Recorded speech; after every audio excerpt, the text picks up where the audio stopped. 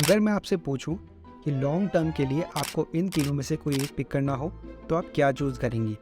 Plastic की polythene, एक plastic का ग्लास या एक प्लास्टिक का स्ट्रॉ? शायद लॉन्ग टर्म के लिए आप तीनों ही ना चुनो, क्योंकि ये सब तो डिस्पोजेबल है। ये तीनों चीज़ें जिसे हम डिस्पोजेबल समझते हैं, इनको हम भले ही कुछ ही मिनट्स के लिए यूज़ करें, लेकिन ये यही हज़ारों साल तक हमारे बीच पड़ा रहेगा।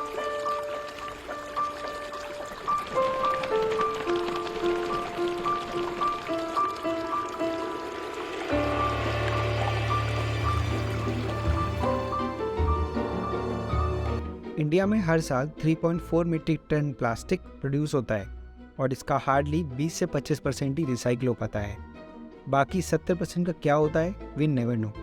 इससे कोप करने के लिए इंडियन गवर्नमेंट ने 1 जुलाई को सिंगल यूज़ प्लास्टिक पूरी तरह से बैन किया था और इस बात के लिए इंडिया को अच्छे लेवल पे ग्लोबल एप्रिसिएशन भी मिला था। लेकिन ग्राउंड लेवल पे कुछ और ही हकीकत है। कुछ एक जगह को अगर छोड़ दिया जाए तो बैन लगी हुई हर एक चीज़ मार्केट में उसी क्वालिटी और क्वांटिटी में अवेलेबल है। लेकिन इस बैन के टोटल फेलियर होने के 3 बड़े कारण हैं।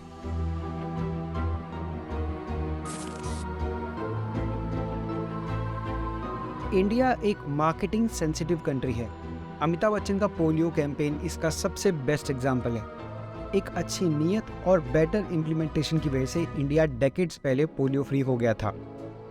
लेकिन ऐसा प्लास्टिक बैन के केस में बिल्कुल भी पॉसिबल नहीं है। खुद की तारीफ और बर्थडेज के नाम पे फुल पेज एडवर्टीजमेंट भर देने वाले मिनिस्टर से एक छोटी सी पब्लिक अपील नहीं की गई।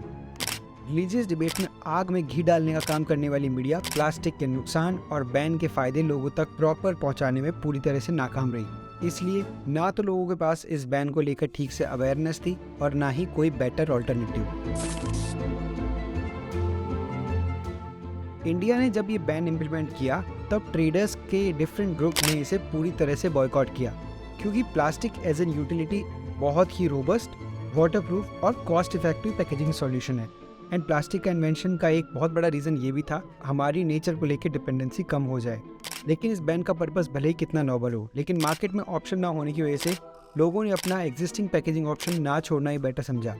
जैसे कि एक रेस्टोरेंट जिसे प्लास्टिक स्ट्रॉ से पेपर स्ट्रॉ करने पे उसका एक्सपेंस 300% तक बढ़ जाता है। इंडिया का प्लास्टिक बैन एक तरह से खाना पूर्ति करता है, जैसे कि ये फोटो जिसमें एक पेपर स्ट्रॉ प्लास्टिक की एक पॉलीथीन में पैक्ड है। अब ये सब महान एग्जांपल्स हमारे आसपास के सुपरमार्केट में दिख जाएंगे। कुछ एनवायरमेंटलिस्ट ये तक बताते हैं कि इस बैन का इम्प्लीमेंटेशन सिर्फ छोटे बिजनेसेस को अफेक्ट करता है, ना कि बड़े बिजनेसेस को। फॉर एग्जाम्पल, इंडिया के बड़े डंप यार्ड में पाए जाने वाले प्लास्टिक में एक बड़ा परसेंटेज होता है मल्टी लेयर प्लास्टिक का। मल्टी लेयर प्लास्टिक आपने चिप्स, बिस्कुट वगैरह की पैकेजिंग में देखी होगी। प्लास्टिक की ये मल्टीपल लेयर स्ट्रक्चर इन्हें हार्ड टू रिसाइकिल और हार्ड टू डिकम्पोज बनाता है। इस तरह की प्लास्टिक में फूड की स्मेल और टेस्ट होने की वजह से गाय जैसे जानवर इसे फूड समझते हैं और खा जाते हैं। डेक्कन हेराल्ड की इस रिपोर्ट के हिसाब से एक प्रेग्नेंट काऊ के पेट में 71 kg प्लास्टिक मिला। I repeat, 71 kg। हम 10 मिनट जिस पेन को बेयर नहीं कर सकते, she was carrying these for years. और ये वही प्लास्टिक है जो हम कुछ सेकंड के यूज़ करने के बाद फेंक देते हैं। एंड इंडिया, जहाँ काऊ को लेकर इतनी पॉलिटिक्स होती है, वहाँ 1000 से ज़्यादा गाय सिर्फ प्लास्टिक खा के मरती है। ऑल्सो इस बैन को इफेक्टिव बनाने के लिए पॉल्यूशन कंट्रोल बोर्ड ने SUP ऐप लॉन्च किया, जिसमें आप कोई भी ऑफेंडर की फ़ोटो और लोकेशन डाल सकते हो। लेकिन इस ऐप में ऑलरेडी बहुत पेंडिंग रिक्वेस्ट है और बहुत से यूज़र्स को ऐप क्रैशिंग की भी इश्यूज़ हैं। इन सबको समराइज़ करें तो क्वेश्चन पॉलिटिकल विल पे ही आता है, चाहे वो लोकल गवर्नमेंट हो या सेंट्रल। प्लास्टिक प्रॉब्लम कितनी ग्रेव है, इसको जानने के लिए ऊपर आई बटन पे क्लिक करके ग्रेट पैसिफिक गार्बेज पैच वाला वीडियो आप देख सकते हैं। लेकिन सिर्फ वीडियो बना के या नीचे 4 कमेंट करके ये प्रॉब्लम बिल्कुल सॉल्व नहीं होगी। गवर्नमेंट एक सिस्टम है जिसका हम सभी लोग पार्ट हैं।